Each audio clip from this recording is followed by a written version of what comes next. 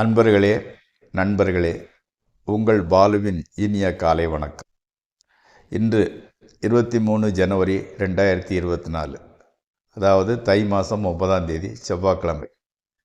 திரையோதசி திதி, திருவாதிரை நட்சத்திரம்.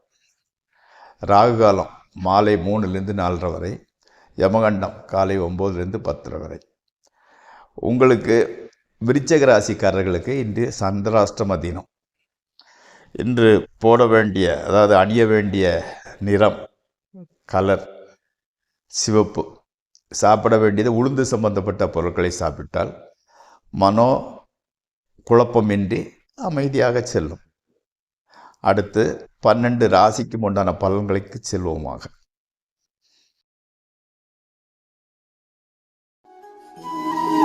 மேசராசி. டெலிகம்யூனிகேஷன் துறையில் உள்ளவர்களுக்கு நல்ல முன்னேற்றம். கோவில் குளங்களுக்கு சென்று வரும் வாய்ப்பு கிடைக்கும். வாகன லாபம். சுற்றத்தினருடன் சுமூக உறவு. எதிர்காலத்தின் மீது அதிக நம்பிக்கை. உங்கள் நம்பிக்கை வெற்றி பெற வாழ்த்துக்கள். அடுத்து ரிஷபராசி. குழந்தைகளை பிரிந்திருக்க வேண்டிய சூழ்நிலை உருவாகும். பல்வலி அல்லது கண்வலி சின்ன தொந்தரவுகளை தரும். பணவரவு திருப்தி அளிக்கும், அதில் ஒன்றும் பிரச்சனை கிடையாது. ஒரு இன்ட்யூஷன் பவர் உங்களுக்கு கிடைக்கிறது. அதாவது பின்னால் நடக்கக்கூடியது முன்னாலே உள்ளுணர்வு என்கிறது நல்லபடியாக இருக்கிறது. ஸோ அதை டெவலப் செய்யும் விதமாக காலையில் எழுந்தவுடன் தெய்வீக பாடல்களை கேட்பது, சாயங்காலம் முடிந்தால் ஏதாவது கோயில்களுக்கு செல்வது, இந்த மாதிரி பழக்கப்படுத்தி கொண்டால் அந்த பவர் உங்களுக்கு அதிகரிக்கும். மிதுன ராசி. இன்று ஒரு உன்னத நாள். ஜேர்னலிசம், லா துறைகளில் இருப்பவர்களுக்கு நல்ல ஆதாயங்கள் கிடைக்கும். முதலீடு செய்யாமலே லாபம் சம்பாதிக்கலாம். வாழ்க்கை துணையிடம் நல்ல பெயர் பெறுவீர்கள், அதுதான் முக்கியமானது. அடுத்து கடகராசி. தைரிய குறைவு.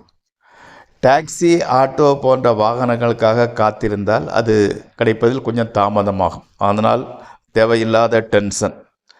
ஷாப்பிங் சென்று வந்த பிறகு நீங்கள் அதிக விலை கொடுத்து விட்டீர்கள், பேரம் பேசவில்லை, உங்களுக்கு எதுவுமே தெரியாது என்ற வகையில் வாழ்க்கை துணையிடம், அதாவது மனைவியிடம் திட்டு வாங்க வேண்டிய சூழ்நிலை உருவாகும். அதனால் தேவையில்லாத ஒரு குழப்பம் மனதில் வாட்டும். சிம்மராசி. எல்லாம் நல்லதே நடக்கும் என்ற அதீத மனநிலை, அதீத நம்பிக்கை. அஞ்சல் வழி கல்வி, அதாவது தொலைதூர கல்வி, போஸ்டல் மூலம் கல்வி பயிர்வர்களுக்கு நல்ல செய்தி வந்து சேரும். அடுத்த அதாவது டியூஷன் ஃபீஸ் கட்டுவது அல்லது புக்கு வாங்கி கொடுப்பது குழந்தைகளுக்கு போன்ற இதுக்கு நல்லபடி நடக்கும். ட்ரேடிங் செய்வதற்கு யோசிக்காமல் செய்யலாம். ட்ரேடிங் மூலம் சிறிய வருமானம் வரும். அண்ணன் அல்லது அக்கா இருந்தால் அவர்களிருந்து நல்ல செய்தி கிடைக்கும்.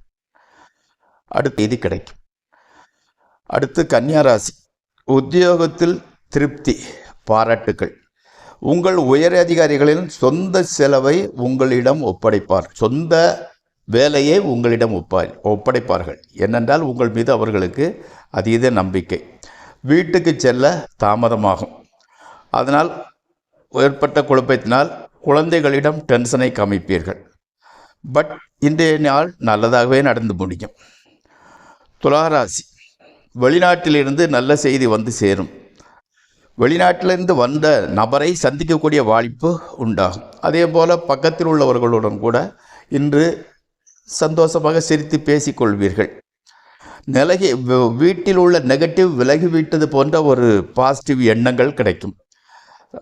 இரவு சங்கீதத்தை ரசிப்பீர்கள், அதாவது மைண்டு ரிலாக்ஸ் ஆகிடுச்சுன்னு அர்த்தம். ஓகே. விருச்சிக ராசி. விரக்தியான பேச்சு, மனக்குழப்பம். சுற்றத்தினரினால் செலவுகள் வந்து சேருகிறது. காத்திருந்த டிரான்ஸ்ஃபர் செய்தி வந்து சேரும். அதற்கு பின் மனம் உற்சாகமாக மாறிவிடும். சளி உபத்திரவங்கள் உண்டாகும். பெரும்பாலும் தண்ணீரை சுட வைத்து குடிப்பது நல்லது விருச்சிக ராசிக்காரர்களுக்கு. அது மட்டும் இல்லாமல் சந்திராஷ்டம தினம் வேற. அது தனுசு ராசி. புதிய நம்பிக்கையுடன் இருப்பீர்கள். நம்பிக்கையே வாழ்க்கைக்கு வெற்றி.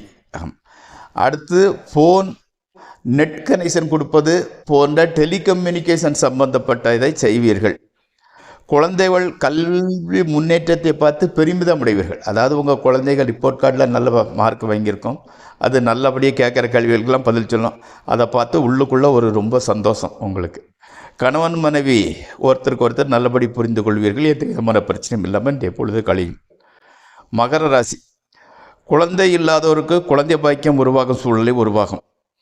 அடுத்தால எந்தெந்த ஸ்கின் சம்மந்தப்பட்ட பிரச்சனைகளுக்கு தீர்வு கிடைக்கும். யாராவது சொல்லுவாங்க அந்த டாக்டரை போனால் நல்லா பார்க்குறாரு, இல்லை அந்த மருத்துவர் போட்டால் நல்லா இருக்குது, அந்த ஆயின்மெண்ட் போட்டால் சரியாயிருதுங்கிற மாதிரி அந்த பிரச்சனைக்கு தீர்வு கிடைத்து விடும். வாழ்க்கை துணை தற்காலிக பிரிவு, அதாவது மனைவி ஜஸ்ட் வெளியூருக்கோ அல்லது நீங்கள் வெளியூருக்கோ போக வேண்டிய சூழ்நிலை இருந்துக்கிட்டு இருக்கும். தெய்வ தரிசனம் கிடைக்கும். வேலைக்காரர்களால் டென்ஷன், வேலை சரியாக பண்ணுறதில்லை, சரியாக கழுவுறதில்லைன்னு அதனால் டென்ஷன் பட வேண்டிய சூழ்நிலை உருவாகி கொள்கிறது.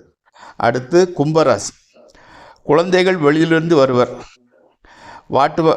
அதாவது வீட்டு வாடகை அல்லது கார் ஏதாவது ட்ராவல்ஸ் கம்பெனியில் விட்டு அந்த வாடகை அதெல்லாம் கரெக்டாக வந்து சேருது. அடுத்தால நேரத்திற்கு சாப்பிட்டு விடுங்கள். ஏன்னா உங்களுக்கு அந்த கேஸ்ட்ரிக் சம்மந்தப்பட்ட பிரச்சனை தான் வர்றதுக்கு வாய்ப்பு இருக்குது. ஆஞ்சநேயர் கோயிலுக்கு போயிட்டு வாங்க, எல்லா விதமே நல்ல பலனாக நடக்கும். மீனம், புதிய கோர்ஸ் படிப்பவர்களுக்கு சிறிது தடங்கள், வேலை இல்லாதவர்களுக்கு வேலை கிடைக்கும். உழைப்புக்கு ஏற்ற வருமானம் கண்டிப்பாக இருக்குது. குடும்பத்தில் சுமூகமான சூழ்நிலை.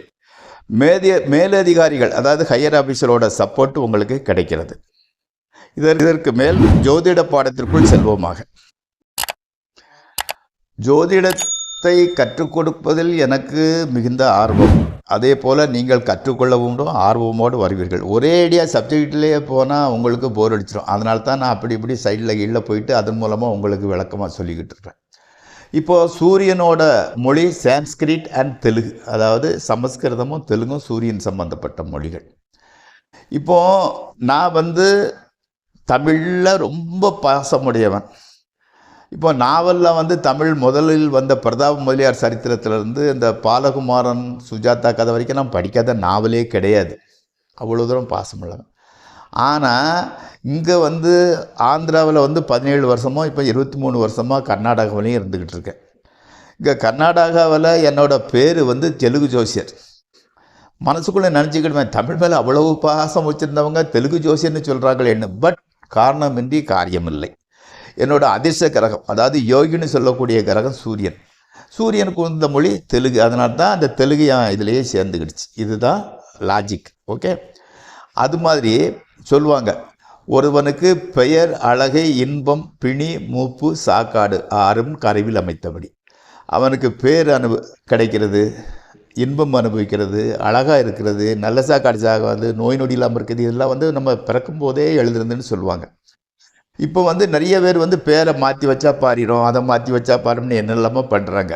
அதெல்லாம் இது நம்ம பேர் இப்படி தான் வழங்கணும்னு முதல்ல நமக்கு எழுதியாச்சு. உதாரணம் சிம்பிள், இந்த 16 வயது படத்தில் கமலஹாசனுக்கு கோபாலகிருஷ்ணன்னு பேர் வச்சுருப்பாங்க.